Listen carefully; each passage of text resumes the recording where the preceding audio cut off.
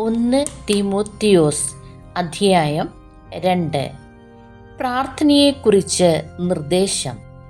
എല്ലാവർക്കും വേണ്ടി അപേക്ഷകളും യാചനകളും മധ്യസ്ഥ പ്രാർത്ഥനകളും ഉപകാരസ്മരണകളും അർപ്പിക്കണമെന്ന് ഞാൻ ആദ്യമേ ആഹ്വാനം ചെയ്യുന്നു. എല്ലാ ഭക്തിയിലും വിശുദ്ധിയിലും ശാന്തവും സമാധാനപൂർണവുമായ ജീവിതം നയിക്കാൻ നമുക്കിടയാകത്തക്ക വിധം രാജാക്കന്മാർക്കും ഉന്നത സ്ഥാനീയർക്കും വേണ്ടിയും ഇപ്രകാരം തന്നെ ചെയ്യേണ്ടതാണ്. ഇത് ഉത്തമവും നമ്മുടെ രക്ഷകനായ ദൈവത്തിൻ്റെ മുമ്പിൽ സ്വീകാര്യവുമത്രേ. എല്ലാവരും രക്ഷിക്കപ്പെടണമെന്നും സത്യം അറിയണമെന്നുമാണ് അവിടുന്ന് ആഗ്രഹിക്കുന്നത്. എന്തെന്നാൽ ഒരു ദൈവമേ ഉള്ളൂ, ദൈവത്തിനും മനുഷ്യർക്കും മധ്യസ്ഥനായി ഒരുവനേ ഉള്ളൂ, മനുഷ്യനായ യേശുക്രിസ്തു. അവൻ എല്ലാവർക്കും വേണ്ടി തന്നെ മോചനമൂല്യമായി നൽകി. അവൻ യഥാകാലം നൽകപ്പെട്ട ഒരു സാക്ഷ്യവുമായിരുന്നു. അതിൻ്റെ പ്രഘോഷകനായും അപ്പോസ്തോലനായും വിശ്വാസത്തിലും സത്യത്തിലും വിജാതിയരുടെ പ്രബോധകനായും ഞാൻ നിയമിക്കപ്പെട്ടു. ഞാൻ വ്യാജമല്ല, സത്യമാണ് പറയുന്നത്.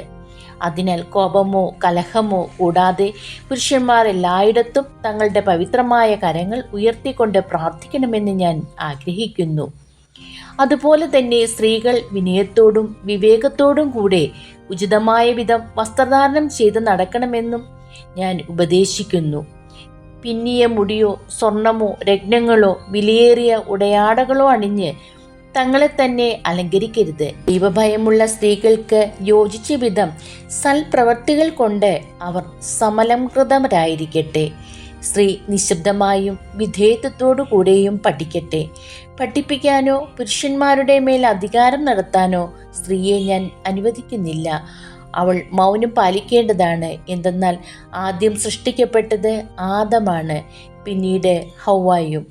ആദം വഞ്ചിക്കപ്പെട്ടില്ല, എന്നാൽ സ്ത്രീ വഞ്ചിക്കപ്പെടുകയും നിയമം ലംഘിക്കുകയും ചെയ്തു. എങ്കിലും സ്ത്രീ വിനയത്തോടെ വിശ്വാസത്തിലും സ്നേഹത്തിലും വിശുദ്ധിയിലും ഉറച്ചു നിൽക്കുന്നെങ്കിൽ മാതൃത്വത്തിലൂടെ അവൾ രക്ഷിക്കപ്പെടും.